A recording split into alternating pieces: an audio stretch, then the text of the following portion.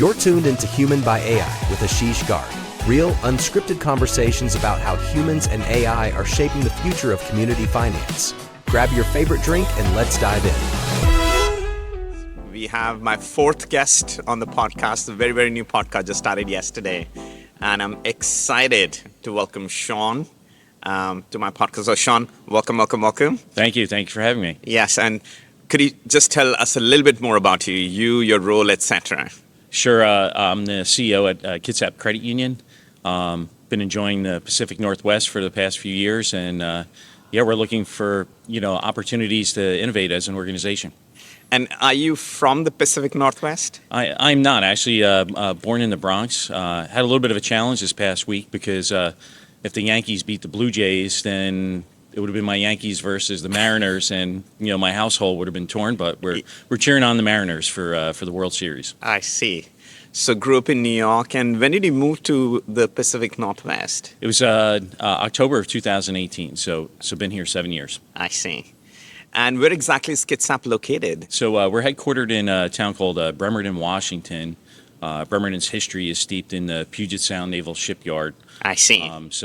The shipyard is, and the Navy is celebrating their 250th anniversary. So the credit union has been there, was founded through the Bremerton Metal Trades Council, which is the collective bargaining group for the 8 labor unions that service all of our warships on the Pacific Theater. So it's a very interesting community. And is that where most of your membership comes from? We have a large percentage in Kitsap County, but we also, span 6 counties. I'll say, north to Port Townsend and south to Pierce County and Puyallup. So we've been expanding our footprint through our low-income designation and our community development efforts. I see. So today's topic, or the topic of this podcast, is Human by AI. Mm-hmm. And what we're really exploring is, where do humans fit in? Where does AI fit in this new world? I call it the era of AI. So let me start with asking you, are you an AI believer or an AI skeptic?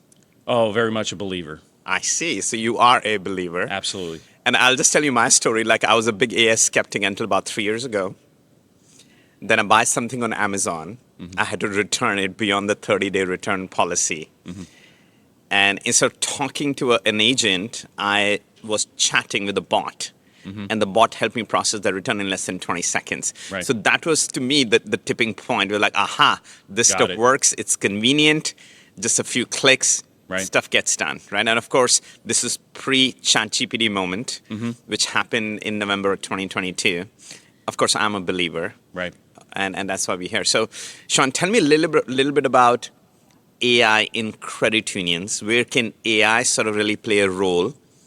And where do humans play a role in this new world going forward?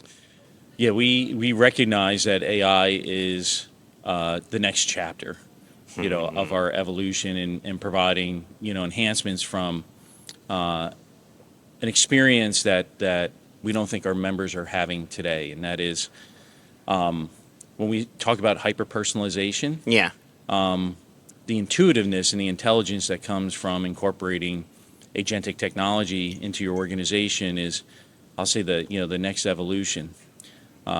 We recently made an investment in an agentic AI company called Data Ops in Beaverton, Oregon.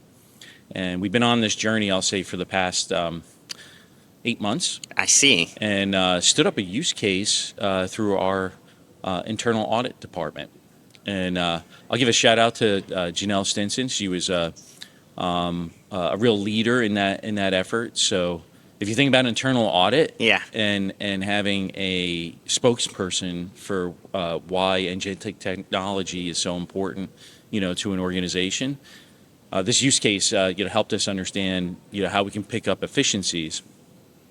To your point about the human side of the equation, we believe it's going to enhance the human engagement. So that is, we're not talking about, staff reductions. We're actually talking about skills and competencies being elevated because we're creating a toolkit that rides alongside of our employee experience and helping those employees, deliver an enhanced personalized experience to our members. I see.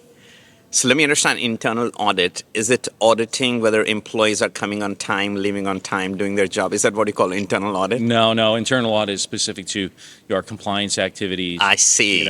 In this case, we were looking at the amount of hours we were spending in monitoring our loan decisioning, loan applications.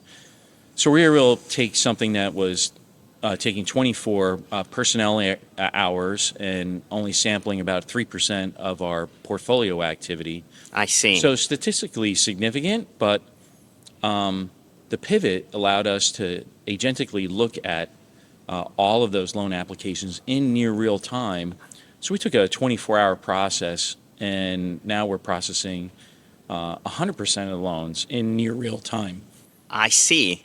So essentially what I'm understanding is when you get these loan applications from people who want to borrow money, you had an internal audit process where you'll cherry pick some of these applications and sort of your employees will actually go through each application, and that's what we're calling internal audit. Right. So the portion of our internal audit process is specific to ensuring that we have adequacy as it relates to making sure all the fields are filled out in an application. And now that we're looking at things in near real time, we can actually incorporate that into our sales process, make next best offers as part of the individual's application. I see. And I see. We're really looking at playing hard at the fundamentals. I think that is the next piece of the equation. We recognize that we could put things out on the member experience side. Yeah. We've made the conscious decision to look internally first and making sure that we have a strong foundation. I see. So when we add new tools and resources to the organization, we recognize that we need a better data infrastructure and architecture from an engineering perspective to ensure that we're maximizing the opportunities. I see. By the way, you're the first CEO I met that loves data infrastructure and architecture. Are you an engineer by training by any chance? No, I have an ops background. And, I see. And, my dad had me in COBOL classes when I was Really? when I was 7. When the kids were playing Little League baseball. So yeah. And you were doing COBOL programming? Yeah. And it really wasn't my thing, but he was a systems analyst, and we were like the first household on the street to have a PC. Really? So I have an affinity for tech, for technology, and and really more so what technology can do for an organization. So going back to that internal audit, the way I'm understanding is that applications were coming in.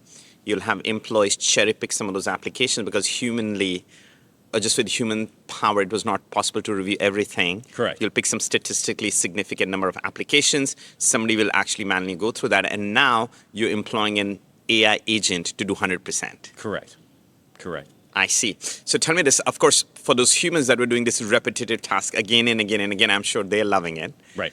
But what are you doing with those resources? Because one of the biggest challenges I'm hearing in the industry is people are afraid that, hey, AI is coming for a job. So those people that were doing those applications manually, do they still have a job? Yes. And if you, I like to put it in very simple terms. That is, we want our employees to become the master plumbers of their environment. Mm-hmm. That is, you have to have an intimate knowledge of what's happening, right? So that's not lost. And taking those tools and those resources that we're providing as part of process really allows them to enhance the work that they're doing. So they're no longer flipping through a manual process of loan file reviews. We're able to do that from a technological perspective and bring that opportunity opportunity forward. So in this case, they're sitting over the top of these processes and monitoring our systems environment and looking for either errors or things that are happening on a daily basis, which frees up their time and allows them to take that toolbox. And really, what's important, I'll say, are 3 specific skills competencies that we're looking for. One is problem solving, right? Mm-hmm. That is how we solve for problems. And, in the past is changing dramatically. 2 is your ability to think critically from an organizational perspective, and that is, what is it that we're doing? Why are we doing that? and what maybe needs to change as part of that process. And then the change process inside of that is like how we solve for things and what we've done in the past. These tools allow us to think differently from an organizational perspective. Yeah. So that's the second. The third is you really have to be curious, Yeah. right? If you're not curious and Yeah. you don't want to pick up that toolkit and go and explore, then I think that that's where the human equation gets challenged. Yeah. And that's the piece that I look at and say, we as an organization have to commit ourselves and do a better job of fostering those three skills and characteristics to help our employees and human experience. Yeah. Really deliver on what we've asked them to do. Yeah. And by the way, it's not usual that credit unions invest in fintechs. Mm-hmm. So why invest? Why not just sort of use them like a vendor? What does the investment get you? In its simplest form, we want to be at the precipice of the design engineering I see. piece of the equation, and the other side of that is as we're building, we're also learning a tremendous amount. I see. So Right. part of it is just having access to the cutting edge technology, Correct. but the learning aspect. Yes. I see. And data ops is doing business in healthcare, transportation, other industries. So not just financial services. Yeah. So we feel like we're benefiting from the fact that they're in other places seeing ways in which best practices are being deployed and we feel that that's also an enhancement or a tremendous value. It's not just in the financial service sector. Yeah. So a much more diverse set of tools and thinking are coming into the equation for us. Awesome. Thank you for supporting fintechs. There was a time 8 years ago, I was on the other side, where I wish I had found a credit union investor like you. Right. We did, which was about 2 years ago, but it's always great when a sort of a client partner also becomes an investor. Right. Because you get to develop and build things together. Mm-hmm. I think there's definitely a lot of joy in that. Lots of value add in that. Lots of equation. value add. Yeah. So let's go back to the Mariners. Mm-hmm. Is this the World Series, sir? Is that what's happening? I'm not a baseball guy. I'm a cricket guy. So No, they're this is the American League playoffs right now. So, I see. So if they win 2 more games, they're going to the To the big World show. Series. Yep. I see. So they've been struggling to try and get that opportunity back to the big game. So Yeah. it's looking pretty good right now. So That's awesome. So Yeah. last night I met a couple of people that were wearing that blue hat, Mm-hmm. and it has a logo of the Mariners. Is that a trident? Trident. Yep. Yeah. Yep. So So I'll tell you this, I grew up in India, and my family and I, we follow this religion called Hinduism. Mm-hmm. The trident is a weapon right. for a very popular Hindu god named Shiva. Okay. So the way Hinduism works is that there are 3 main gods. One is the creator of the universe. Mm-hmm. One is the person or the god that runs the universe, and one is the destroyer. Okay.